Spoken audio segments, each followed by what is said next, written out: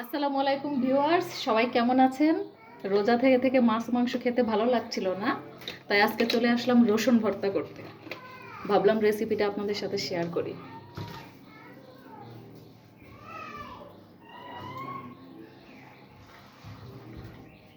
এখানে দিয়ে দিচ্ছি 4-5টা রসুন ছিলে রেখেছিলাম, রসুনগুলো ভেজে নিই।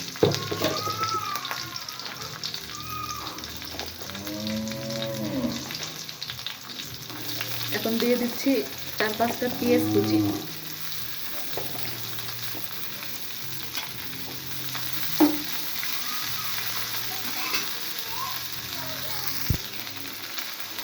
কয়েকটা কাঁচামরিচ, 5-6টার মতো।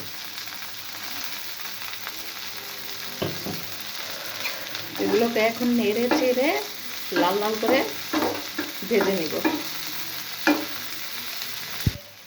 আমি এগুলোকে মিডিয়াম আঁচে রেখে ভেজে নিচ্ছি, যেন ভিতর থেকে ভালোভাবে সিদ্ধ হয়ে যায়।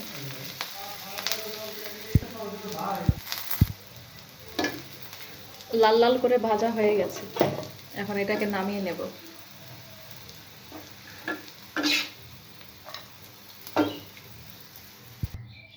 এবারে শুকনো মরিচ ভেজে নিচ্ছি 7-8টার মতো।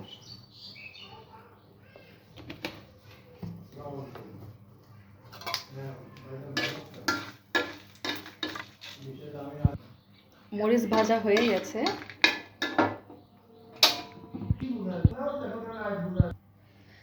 এখন এগুলোকে হাত দিয়ে ভালোভাবে ডলে নিতে হবে। লবণের যেহেতু ঝাল বেশি দিয়েছি, লবণের পরিমাণটা একটু বেশি রাখতে হবে।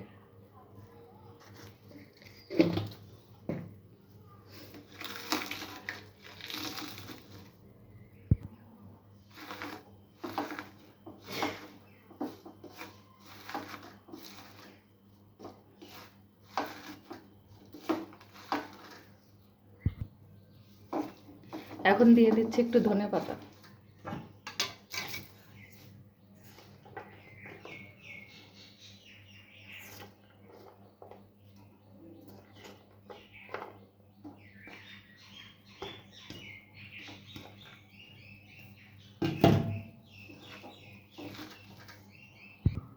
এখন দিয়ে দিচ্ছি একটু সরিষার তেল।